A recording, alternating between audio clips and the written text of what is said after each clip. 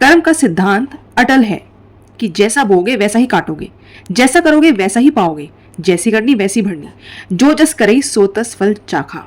परंतु हम सभी का प्रत्यक्ष अनुभव ऐसा है कि जो व्यक्ति न्याय, नीति और धर्म से चलता है वह इस जगत में दुखी दिखाई देता है।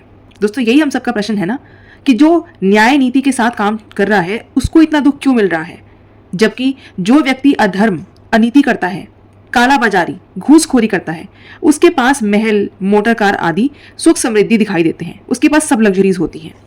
जब हम ऐसा देखते हैं तो ईश्वर से हमारी श्रद्धा डगमगा जाती है और ऐसा लगता है कि कर्म के नियम में कुछ तो झोल है।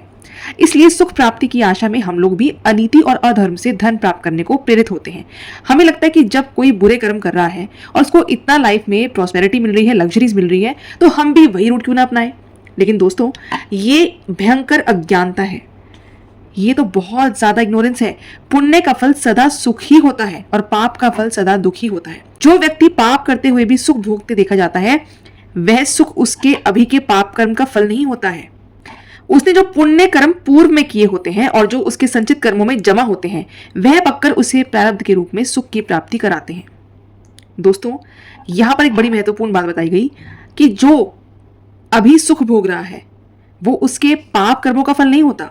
उसने जो अपने पूर्व जन्मों में पुण्य कर्मों को संचित कर्मों में एकत्रित किया हुआ है वह पककर उसे प्रारब्ध के रूप में सुख की प्राप्ति कराते हैं।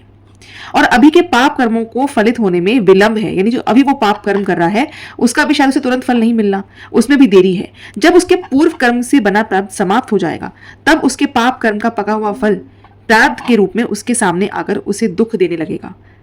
जब तक पूर्व में किए हुए पुण्य उदय में है तब तक अक्सर अभी के पाप कर्म आक्रमण नहीं करते।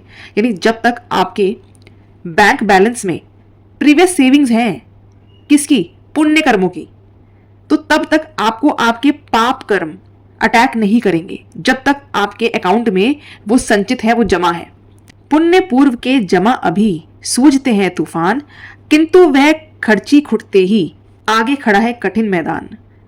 जीव मान मान रे मान, अभी भी क्यों नहीं आई सान, कबीरा तेरा पुण्य का जब तक है भंडार, तब तक अब गुण माफ है करो गुना हजार। यानी जब तक आपके पुण्य है जो जमा है, जिन्हें आप सोच रहे हैं कि चलो हमारे तो पूर्व पुण्य इकट्ठे हो रखे हैं, हमें क्या दिक्कत है, हम आज पाप कर लेते हैं, हम आज गलत मीन्स से पैसा कमा लेते हैं।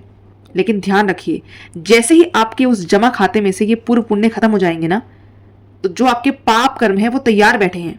वो पुण्य खत्म होते ही वो जो पाप कर्म है वो आपको अटैक करेंगे ही करेंगे, वो आपका पीछा नहीं छोड़ेंगे, जो कि वो प्रारब्ध के रूप में आपके सामने आएंगे ही आएंगे। यही है लॉ ऑफ कर्मा, कि जो आपने जैसा किया है वो आपका पीछा नहीं छोड़ेगा। अभी न्याय नीति से चलने वाला व्यक्ति कदाचित दुखी दिखाई पड़ता है, तो एक कदाचित उसके पूर्वकृत पाप कर्म जो संचित कर्मों में जमा थे वे परिपक्व होकर प्रारब्ध के रूप में उसके सामने आए हैं। अगर कोई व्यक्ति आज जो धर्म के रास्ते पर चल रहा है, जो न्याय नीति से चलने वाला व्यक्ति, अगर आज वो दुखी दिखाई दे भी रहा है तो शायद उसके पूर्व जो पाप कर्म है ना, जो संचित में जमा थे, वो परिपक्व होकर प्रारब्ध के रूप में उसके सामने आए हैं। इसीलिए उनके परिणाम स्वरूप वह दुख भोगता है। जबकि वर्तमान में किए जा रहे न्याय नीति वाले शुभ कर्म समय आने पर जब पकेंगे तब वह सुख के प्रारब्ध रूप में आकर उसे अवश्य शुभ फल देंगे। इसीलिए उसके कर्म के नियम से अपनी श्रद्धा हटाकर न्याय नीति का त्याग करके अनर्थ और अनीति का आचरण नहीं करना चाहिए।